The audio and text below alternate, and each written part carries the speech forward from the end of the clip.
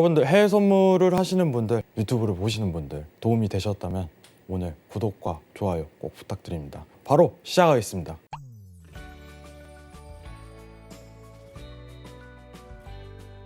네, 안녕하세요. 피처온 해양입니다. 오늘은 시황이 굉장히 많습니다. 시장에 대해서 좀 집중적으로 얘기를 드리고 시황이 많은 거를 순차적으로 정리 드리도록 할게요. 자, 지금 코스피가 더 추가적으로 하락할 가능성이 굉장히 높은데 이미 지난 이제 9월 초부터 계속적으로 강조드린 내용이에요. 그럼 어디까지 떨어질까? 이게 가장 집중적인 요소인데 이에 대한 어떤 가능성을 좀 시사드리도록 할게요.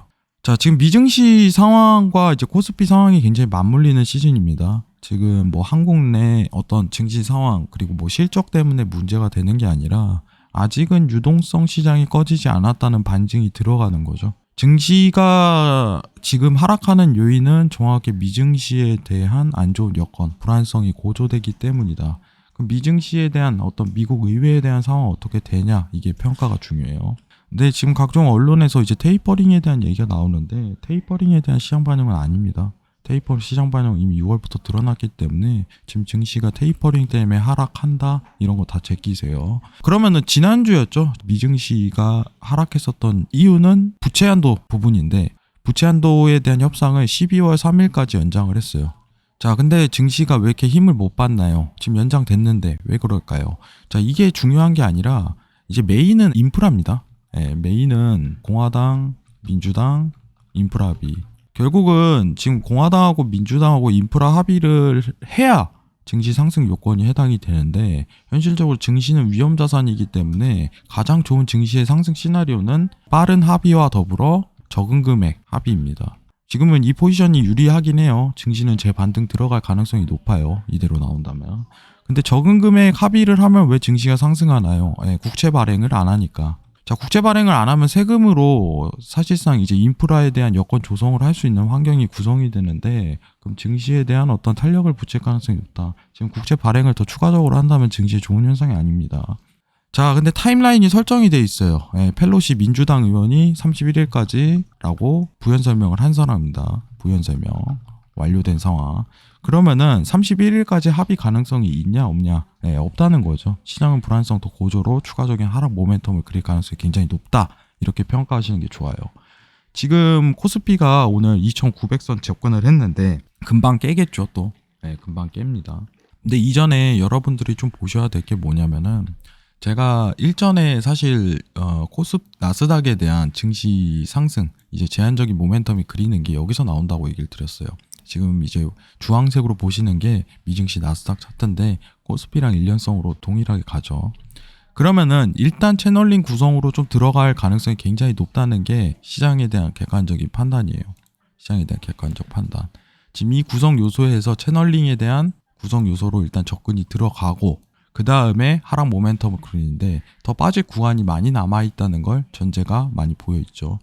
그럼 코스피도 추가적인 하락 모멘텀을 그릴 가능성이 높은데 여러분들 여기서 집중적으로 보셔야 되는 건 지금 우리가 팬데믹 이후에 어떤 상승을 기록했던 이 장에 대한 시장이요.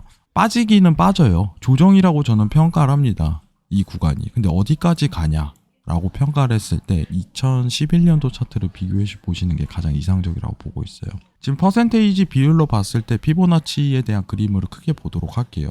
자, 일단 나스닥 차트를 좀 지우도록 하겠습니다.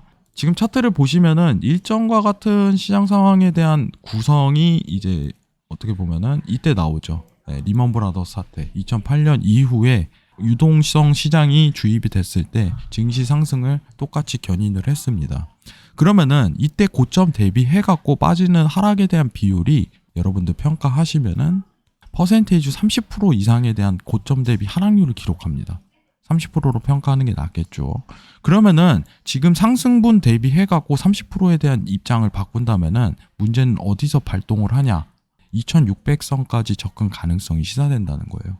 그럼 증시에 대한 상황은 나스닥에 대한 하락 이제 시황 전체가 베이스가 깔려 있는 상황에서 이제 차트에 대한 어떤 피보나치 비율로 본다면은 2600선까지 접근 가능성이 시사된다라고 평가를 할 수 있겠죠. 지금 이 부분을 봐야 됩니다. 그리고 이게 객관적인 사실이고 그러면은 저는 사실 시장이 좋다고는 평가를 못해요. 근데 추후 이제 내년도 시장에 대한 분석을 보더라도 증시가 박스 모멘텀을 그릴 가능성이 굉장히 높아요. 앞으로. 나스닥은 이때도 상승을 했습니다. 이제 야금야금 상승을 했는데 코스피 시장은 그렇게 활성화 못 돼요. 이때 미국 대비해갖고 금리가 높았습니다. 똑같은 이제 시장 환경 조성이 돼요. 오늘 금통이 한국은행에서 이제 금리 인상 전략을 펼쳤죠. 뭐 이제 가계부채랑 이 부분을 잡는데 좀 피력을 가하는 상황이고, 미국도 어차피 금리 인상하는 수준에 빠르게 금리 인상 대처 들어가서 이제 내수 시장을 좀 탄탄하게 잡겠다는 전략이에요. 앞으로 코스피 시장은 2600선에 반등 오더라도 이제 추가적으로 이제 이전과 같은 형태에 대해서 상승비율을 기록하지 못할 가능성이 굉장히 높다고 먼저 시장 평가 드리도록 할게요.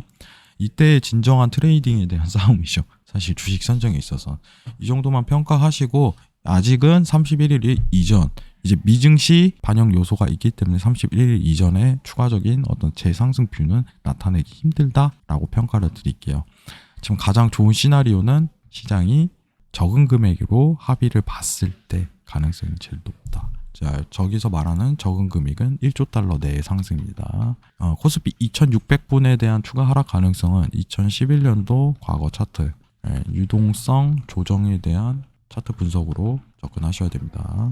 자, 그리고 지난주 이제 비농업 고용 지수가 발표됐는데 달러 인덱스 사실 좀 놀랄만한 수치였어요. 달러가 지금 추가 상승을 하고 있는데 이게 무슨 의미를 좀 가르치냐면은 이제 달러는 비농업 고용 지수 낮게 평가되더라도 크게 의미가 없어라고 평가가 됩니다. 데일리 차트 보신다면은 일단은 달러 인덱스가 비농업에도 부유하고 지금 랠리성을 좀 들어가고 있는 구간이에요. 그죠? 지금 최하단 구간 97.5까지는 아직 많이 남아 있는데, 결국 시장 반영 이제 테이퍼링은 미국 내 테이퍼링이죠. 달러에 영향을 주는데, 거진 이제 시장 분위기가 11월에 테이퍼링 공식 발표로 포커스 쏠리는 상황이니 이제 고용지수가 낮게 평가되더라도 달러에 대한 큰 영향이 없다라고 상황을 내놓으시면 될 것 같아요. 그럼 지금 달러 인덱스가 계속적으로 상승 비율을 나타내긴 하는데 계속적으로 올라갈 수 있는 근거는 뭐냐? 자, ECB죠. 반대통화인 유럽 중앙은행이죠. 자, 유럽 중앙은행도 이제 고물가를 좀 계속적으로 기록하는데 테이퍼링에 대한 언급 X예요. 안 나와야 돼요. 안 나와야 달러 지속 상승 가능하고, 그리고 추가적으로 이제 유동성 지속하겠다라는 멘트가 계속 나와야 돼요. 아시겠죠? 그래야 달러가 상승분으로 계속적으로 기록할 수 있는 근거가 됩니다. 자, 농업지수 낮게 평가되더라도 달러 꺾이는 거 아니다. 이게 시장에 대한 평가고, 계속 달러는 쭉쭉 상승할 수 있을 만한 여건이 된다라고 평가하시는 게 좋습니다. 그러면은 가장 좋은 수치값은 뭐냐면 이 보조지표 RSI가 아니라 이제 스톡캐스틱이나 CCI 같은 추세 지표를 좀 활용하여 이제 과매도 구간에서 달러가 재상승한다. 그때 유로랑 골드를 재매도 접근을 해보겠다. 이런 관점 나쁘지 않아요. 자, 오늘은 좀 시장 상황이 간단하게 이제 차트 보고 평가를 해드렸어요. 여러분들이 제일 궁금하신 요소, 코스피가 어디까지 떨어지냐, 미증시가 어디까지 떨어지냐. 미증시는 14,000까지는 일단 하락 구간 모멘텀을 기록할 수 있고, 코스피는 2,600선까지 접근 가능성이 시사가 굉장히 높다. 타임라인 기준 31일까지다. 이 정도만 평가하시면 됩니다. 자, 시황 굉장히 많아서 오늘 한 번에 정리 들어갔어요. 다음 영상은 제가 이제 리포트 보면서 깔끔하게 정리해드리도록 하겠습니다. 오늘 영상이 도움이 되셨다면 구독과 좋아요 눌러주시기 바랍니다. 감사합니다.